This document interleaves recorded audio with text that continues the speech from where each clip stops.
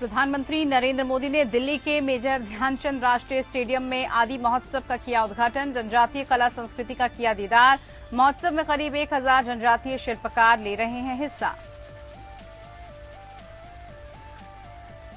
त्रिपुरा चुनाव में मतदान जारी। 60 सीटों पर बीजेपी कांग्रेस लेफ्ट टीएमसी में मुकाबला। चुनाव में 259 उम्मीदवार आजमा रहे हैं किस्मत। राज्य में 17 फरवरी तक धारा 144, 2 मार्च को आएंगे नतीजे। सुबह 11 बजे तक करीब 32% हुआ मतदान। कानपुर देहात अग्निकांड की जांच के लिए एसआईटी टीम का हुआ गठन। सीएम योगी ने दिया आदेश, 1 हफ्ते में देनी होगी रिपोर्ट। पीड़ित परिवार को मिली 10 लाख की आर्थिक सहायता। झारखंड के पलामू हिंसा पर सियासी शोले। ओवैसी ने संघ की साजिश बताई। बीजेपी का सवाल, मस्जिद के पास कहां से आए थे पत्थर। सुप्रीम कोर्ट ने महाराष्ट्र के पूर्व राज्यपाल भगत सिंह कोश्यारी की भूमिका पर उठाए सवाल। कहा, राजनीति में कैसे दखल दे सकते हैं गवर्नर। सरकार गठन पर सलाह देना है गलत।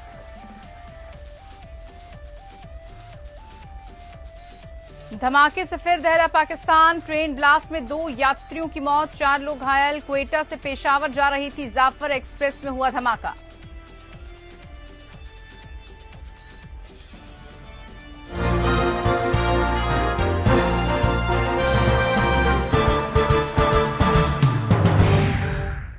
नमस्कार, स्वागत है आप सभी का उत्तराखंड न्यूज लेकर आपके साथ मैं हूं पूजा कविया गोमा। प्रदेश में होने वाले G20 समिट को लेकर विधानसभा में बैठक हुई, जिसमें शुरुआती तैयारियों को लेकर चर्चा की गई। बैठक कैबिनेट मंत्री प्रेमचंद अग्रवाल की अध्यक्षता में की गई। बैठक में सचिव सामान्य प्रशासन विभाग, निदेशक शहरी विकास निदेशालय जैसे कई विभागों के अधिकारी और नगर आयुक्त ने हिस्सा लिया। G20 समिट का आयोजन ऋषिकेश में हुआ। बता दें कि देश को 1 साल के लिए G20 की अध्यक्षता मिली है। नहीं, डीएम का तो व्यवहार जो है बहुत दुर्व्यवहार किया उन्होंने और बहुत निंदनीय है। भाई वो जो हैं वो तो जनता के नौकर हैं। जो जनता टैक्स देती है उससे उनकी तनख्वाह निकलती है। और जो उन्होंने कृत्य किया है ये कि 1976 का नोटिफिकेशन है उत्तर प्रदेश गवर्नमेंट का, वो नोटिफिकेशन आज तक भी इंटैक्ट है, जिसमें जो है 210 LR एक्ट में जो अपीलें होती थी यहाँ दाखिल खारिज की, वो सुनने का अधिकार उप जिला अधिकारियों को होता था। वो उन्होंने जो है वापस ले लिया। इस संबंध में मिलने के लिए काशीपुर बार ने, जसपुर बार ने टाइम लिया था। उन्होंने जो है टाइम देने के बाद भी आए और आने के बाद मिले नहीं। तो उनके इस व्यवहार के कारण सभी अधिवक्ताओं का अपमान हुआ है, भावनाएं आहत हुई हैं। इधर 13 मार्च से 18 मार्च तक शुरू होने जा रहे गैरसैंण बजट सत्र को लेकर सरकार ने तैयारियां तेज कर दी हैं, जिसको लेकर कैबिनेट मंत्री पूर्व विधानसभा अध्यक्ष प्रेमचंद अग्रवाल ने कहा कि मार्च में शुरू होने वाले गैरसैंण बजट सत्र को लेकर हमारी तैयारियां पूरी हैं और ये बजट सत्र गैरसैंण में आयोजित किया जाएगा। मार्च से विधानसभा का बजट सत्र होगा और आप जानते हैं, जैसे मैंने विधानसभा में कहा था, गैरसैंण में होगा और गैरसैंण में ये सत्र 13 से और 18 मार्च तक होना है और बजट सत्र होना है। तो कैबिनेट मंत्री प्रेमचंद अग्रवाल को आप सुन रहे थे। तैयारियां पूरी कर ली गई हैं।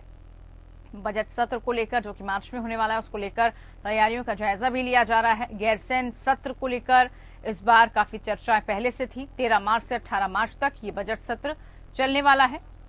ऐसे में तैयारियों को लेकर तमाम नेताओं से चर्चा की गई। तो गैरसैंण सत्र की तैयारियां पूरी कर ली गई हैं लगभग।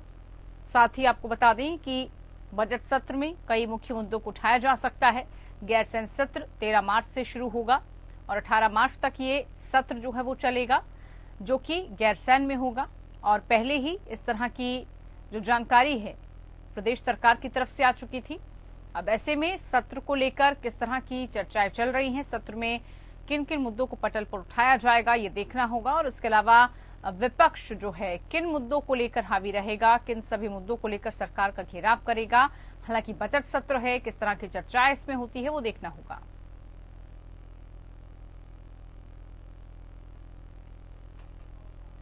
तो गैरसैंण सत्र की तैयारियां पूरी हो चुकी हैं और उन्हीं तैयारियों को लेकर बैठकें हो रही हैं, तमाम चर्चाएं की जा रही हैं। तो वहीं पेपर भर्ती धांधली को लेकर कांग्रेस कार्यकर्ताओं ने देहरादून स्थित कांग्रेस कार्यालय से मशाल जुलूस निकालकर सरकार का विरोध किया। परीक्षाओं में हुई धांधली, बेरोजगार युवाओं का उत्पीड़न और अब तक आयोग के ऊपर सीबीआई जांच के न होने पर आक्रोशित कांग्रेसियों ने मशाल जुलूस निकालकर विरोध जताया। मामले पर कांग्रेस प्रदेश अध्यक्ष करण मेहरा ने कहा कि पार्टी जिन मुद्दों को सदैव उठाने का कार्य करती रहेगी।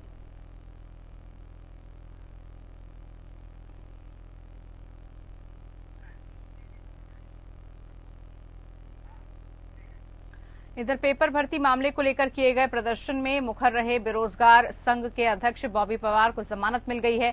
9 फरवरी को आंदोलन के दौरान बेरोजगार संघ के अध्यक्ष बॉबी पवार के साथ 13 युवाओं को भी गिरफ्तार किया गया था, जिनकी रिहाई के लिए प्रदेश भर में युवा लगातार आंदोलन कर रहे थे। बहरहाल सभी आरोपियों को देहरादून सीजेएम कोर्ट से जमानत मिल गई है, जिसे युवाओं की बड़ी जीत के रूप में देखा जा रहा है। बॉबी पवार की रिहाई के बाद खासा उत्साह देखने को मिल रहा है। रिहाई के बाद बॉबी पवार उन तमाम छात्रों और युवाओं का धन्यवाद करते हुए आभार जताते हुए दिखे। साथ ही बेरोजगार आंदोलन को केंद्र के सम्मुख रखने के लिए मीडिया का धन्यवाद भी किया।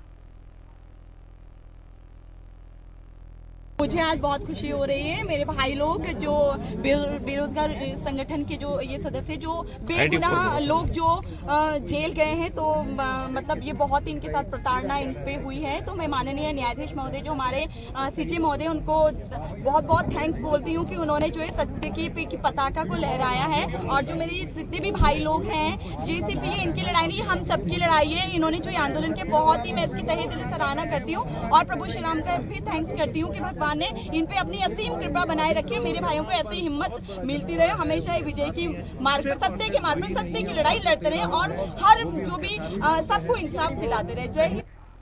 खबर रुड़की से है, जहां नगर निगम के सभागार में बजट को लेकर बोर्ड बैठक का आयोजन हुआ। इस दौरान पार्षद 2 गुटों में बटे हुए नजर आए और प्रस्तावों पर दोनों गुटों के बीच तीखी नोकझोंक हुई। वहीं भारी विरोध के बाद बजट पास किया गया। हालांकि भाजपा के कुछ पार्षदों ने बजट का विरोध किया, तो वहीं अधिकतर पार्षद बजट के पक्ष में नजर आए। इसके साथ ही बैठक के दौरान ऐसा भी नजारा सामने आया जब क्षेत्र में काम न होने से नाराज एक पार्षद ने अपने पैर से चप्पल निकालकर तान दी। इसके अलावा विकास के अधिकतर प्रस्तावों को सर्वसम्मति से पास किया गया। आउटसोर्स कर्मचारियों के खाते में पीएफ और ईएफआई न जाने का पार्षदों ने विरोध किया, तो मेयर गौरव गोयल ने इसका समर्थन करते हुए ऐसी एजेंसी को ब्लैकलिस्ट करने की बात कही। तो वहीं आवारा पशुओं के लिए बन रहे भवन के बारे में चर्चा हुई। पार्षदों ने स्ट्रीट लाइट की समस्या को दूर करने के लिए कर्मचारियों की बढ़ोतरी करने की बात कही। साथ ही 3 वर्ष पूर्व पास हुए हाई मास्क लाइट अब तक न लगने पर आपत्ति जाहिर की गई। रुड़की मेयर गौरव गोयल ने बताया कि शहर के विकास के लिए लगभग सभी प्रस्ताव पास हो चुके हैं, कुछ प्रस्तावों को रोका भी गया है। आज अच्छी रही, हंगामेदार रही, लेकिन सही रही, क्योंकि जितने भी पार्षदों के प्रस्ताव थे वो सभी पास किए गए हैं और सभी ने मिलकर पास किए हैं। जैसे कि पहले होता था कि कुछ पार्षद अलग रहते थे, कुछ अलग रहते थे, कुछ के प्रस्ताव पास हो जाते थे, लेकिन ऐसा इस बार नहीं हुआ। बहुत अच्छा देखने को मिला है। लेकिन कुछ प्रस्ताव थे जो निरस्त किए गए जिनकी निगम को नीड थी लेकिन पार्षदों को नहीं थी। पार्षदों को जिन चीज़ों की नीड थी कि इन चीज़ों की आवश्यकता होनी चाहिए और निगम के लिए होनी चाहिए, या हमारे किसी भी जितने भी हमारे 40 वार्ड है उनमें जरूरत हो, जैसे कि 2 लाख की मशीन ये ले रहे हैं निगम के लिए, उनकी कोई जरूरत नहीं है, तो उन चीज़ों को निरस्त किया गया है। कुछ चीज़ें स्थगित की गई हैं, दूसरे बोर्ड में बैठेंगे तो उनमें वो चीज़ें लाई जाएंगी। पहले जो बोर्ड में प्रस्ताव पास हो चुके हैं उन पर अमल करने की जरूरत है और वो कहा भी गया। तो वहीं प्रदेश में पुरानी पेंशन व्यवस्था को बहाल करने की मांग कर रहे सरकारी कर्मचारियों ने बड़ा ऐलान किया। कर्मचारियों ने सरकार को चेतावनी देने के लिए 19 फरवरी को क्रांति रैली करने की हुंकार भरी। राष्ट्रीय पुरानी पेंशन बहाली संयुक्त मोर्चा संगठन ने इसकी जानकारी देते हुए कहा कि 5 राज्यों में पुरानी पेंशन व्यवस्था बहाल हो चुकी है, लेकिन उत्तराखंड में भाजपा सरकार ने अब तक पुरानी पेंशन बहाली पर ध्यान नहीं दिया, जिसका खामियाजा भाजपा सरकार को 2024 के लोकसभा चुनाव में भुगतना पड़ सकता है। पुरानी पेंशन व्यवस्था को फिर से बहाल करने की मांग सरकार से कर रहे हैं। ऐसे में रणनीति के तहत हल्द्वानी में 19 फरवरी को क्रांति रैली का आयोजन किया जाएगा। आलोक सेमवाल हमारे साथ जुड़ चुके हैं। आलोक, पुरानी पेंशन से जुड़ा पूरा मामला, अब क्रांति रैली का आयोजन 19 फरवरी को, क्या इन सबकी मांगे, किस तरह से अपने आंदोलन को ये आगे बढ़ाने वाले हैं?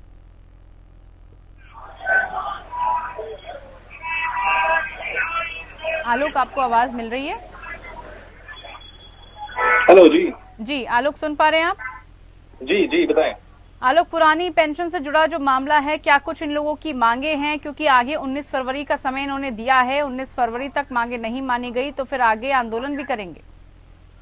देखिए, जहां तक हम पुरानी पेंशन की बात करें तो साल 2006 से पहले जो है गवर्नमेंट एम्प्लॉयज को जो है पेंशन दी जाती थी गवर्नमेंट द्वारा, और अब जो है ये पेंशन को खत्म कर दिया गया है। और जहां तक पुरानी पेंशन बहाली की मांग है, जो लोग यहाँ पर मांग कर रहे हैं, उनकी यही मांग है कि पुरानी पेंशन जो बहाली योजना है उसे दोबारा से लाया जाए, क्योंकि काफी एक इफेक्ट पड़ता है एक गवर्नमेंट एम्प्लॉय के मन में, क्योंकि एक मेजर जो इनकम के सोर्स के बाद गवर्नमेंट जॉब लोग इसीलिए प्रेफर करते हैं क्योंकि एक पेंशन का कारण रहता है। और अब तक उनकी अभी भी उन्होंने 19 तारीख की उन्होंने डेट रखी है और आगे वो आंदोलनरत रहेंगे। जी तो आलोक, ऐसे में किसी तरह का कोई आश्वासन अब तक इन लोगों को मिला है? जिन जिन से भी बातचीत मुलाकात हुई है, कोई आश्वासन या इनकी जो मांग है वो आगे तक पहुंचाने के लिए कुछ कहा गया?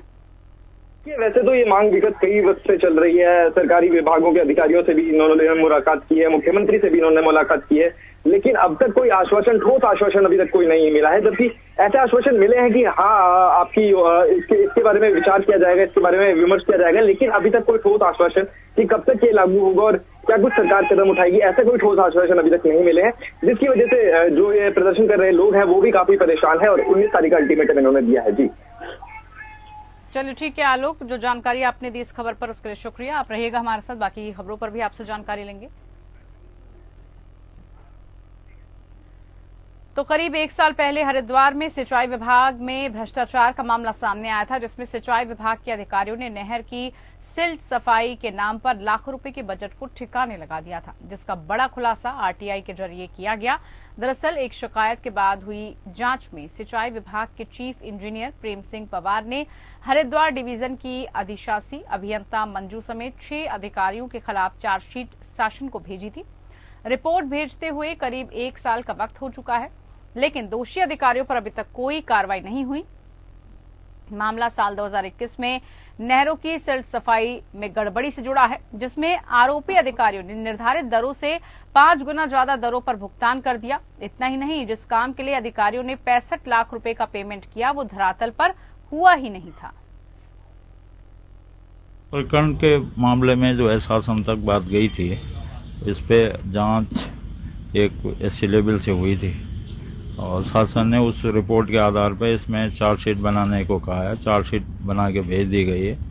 अब चार्जशीट मिलेगी तो जवाब आएगा संबंधितों का, उसके आधार पर ही कोई कार्रवाई होगी। शुरुआती का तो मतलब ये है कि यूपी से कंपैरिजन कर रहे हैं, उसमें यूपी का अपना शेड्यूल है, हमारे यहाँ वो आइटम थी नहीं शेड्यूल ऑफ रेट में जो है, तो इसलिए एक्शन ने कैसे लिए उसको वो क्लियर करेगा, इसको अपने जवाब में बताएगा।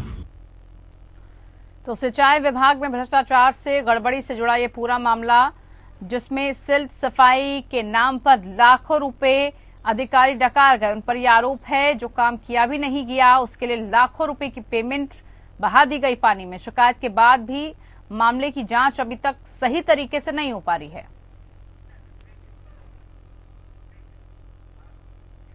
चलिए वक्त ब्रेक का है, जल्द हाजिर होंगे।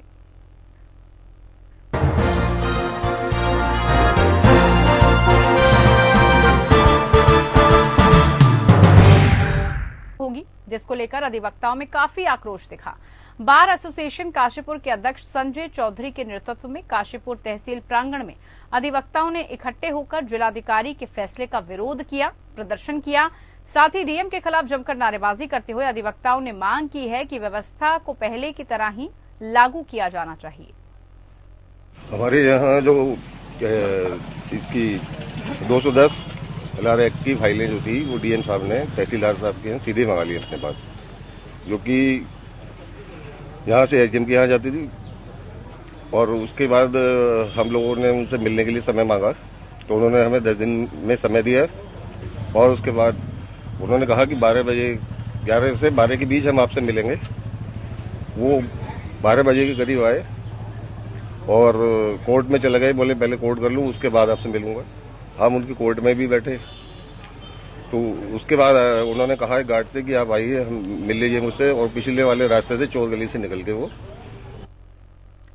देश में जहां मोदी सरकार काश्तकारों की आय को दोगुना करने के लिए, कृषि को बढ़ावा देने के लिए, किसानों को हर संभव मदद देने के लिए नई नई योजनाएं धरातल पर ला रही है, तो वहीं उत्तराखंड सरकार भी पहाड़ों से पलायन को रोकने के लिए खेती को बढ़ावा दे रही है। लेकिन आलम यह है कि किसानों को अपनी उत्पादों की वाजिब कीमत भी नहीं मिल पा रही है। द्वाराहाट विकासखंड के ग्राम मकड़ो, मंगचौड़ा, मटेला समेत आसपास के गांव के किसानों को उनकी सब्जियों के दाम नहीं मिल पा रहे हैं और वो औने पौने दामों पर उनको बेचने को मजबूर हैं। देखो, इसके बारे में मैं ये कहना चाहूँगा, जो ये मजदूरी इतनी मेहनत करके आती हैं और ये कम से कम 15 से 20 किलोमीटर से आती हैं ये सब्जी बेचने, लाई है, मेथी है, पालक है, जो हमारे यहाँ पहाड़ में जो होता है उसको उनको उतनी मजदूरी इनको नहीं मिल पा रही है। सुबह 5 बजे अपने घर से निकल जाती हैं ये बेचने और इनको ये लगातार ये बाजार में पूरे घूमती हैं। बाजार में लाई ले लो, मेथी ले लो, पालक ले लो, बथुआ ले लो, ये उनको उतनी मजदूरी नहीं मिल पा रही है। मैं तो यही कहना चाहता हूं कि इनकी जो है लघु उद्योग, इनके छोटे छोटे, मेरे विधायक जी से भी ये रिक्वेस्ट है और हमारे व्यापार मंडल की तरफ से भी एक ज्ञापन देंगे हम कि इनको पूरी मजदूरी दी जाए। और इनके जो लास्ट में जो क्या होती है, जब ये शाम को जाती है, पूरा तो माल इनका नहीं बिक पाता है, तो ये शाम को किसी को ऐसी दे के चले जाती है या इनको किसी ऐसी मतलब फेंक के चले जाती है। क्यों लेके करेंगे क्या? 50 से 60 रुपए इनको मजदूरी जो होती है, इनके जो किराया लगता है आने और जाने का, उनको वो भी उनको कभी कभी तो ऐसा लगता है, दुख जैसा होता है कि उनको उतने भी पैसे प्राप्त नहीं होते। मुझे इनसे विधायक जी से भी मैं एक ज्ञापन हम व्यापार मंडल की तरफ से देंगे कि इनके लिए छोटे छोटे उद्योग लगाए जाए जो कि इनको मजदूरी पूरी मेहनत की मिले। तो वहीं जसपुर कोतवाली क्षेत्र के एक बार फिर से तेज रफ्तार का कहर देखने को मिला, जहां अनियंत्रित बाइक हादसे का शिकार हो गई, जिसके चलते बाइक सवार 2 युवकों में से एक युवक की मौके पर ही मौत हो गई, जबकि दूसरा युवक गंभीर रूप से घायल है। घटना की सूचना पर पहुंची पुलिस ने मृतक के शव को कब्जे में लेकर पोस्टमार्टम के लिए भेजा, तो वहीं घायल को उपचार के लिए अस्पताल में भिजवा दिया गया है। एक ठाकुरद्वारा से जसपुर आते समय एक मोटरसाइकिल खुद ही अनियंत्रित होकर सड़क पर से नीचे कच्चे रास्ते पर गिर गई, जिसमें 2 युवक थे और दोनों में से एक युवक की मृत्यु हो गई है और जो दूसरा युवक है वो गंभीर रूप से घायल है। तो मौके पर पुलिस ने पहुंच के शव को कब्जे में लिया है, पंचायतनामा भरा जा रहा है और पोस्टमार्टम की कार्रवाई कराई जाएगी और तहरीर आने पर अग्रिम कार्रवाई भी की जाएगी। खबर प्रदेश की राजधानी से है, जहां टेंट गोदाम में भीषण आग लगने का मामला सामने आया। घटना में लाखों का सामान जलकर खाक हो गया। वहीं आग लगने की सूचना पर फायर ब्रिगेड और पुलिस टीम की गाड़ियां मौके पर पहुंची। कड़ी मशक्कत के बाद आग पर काबू पाया गया। मामला थाना नेहरू कॉलोनी के धर्मपुर क्षेत्र का है। तो आग की घटना जिसकी तस्वीरें आप देख रहे हैं, धू-धू कर जलती आग की लपटें दिखाई दे रही हैं। लाखों रुपए का सामान जलकर खाक हो गया। बताया जा रहा है कि आग पर काबू पाने के लिए तमाम जो दमकल विभाग की गाड़ियां हैं वो मौके पर पहुंची, पुलिस भी पहुंची, फायर ब्रिगेड की टीम पहुंची और उसके बाद आग पर काबू पाया गया। तो टेंट गोदाम में आग लगी और उसी की घटना ये देहरादून में घटित हुई है, जिसकी तस्वीरें आप देख रहे हैं।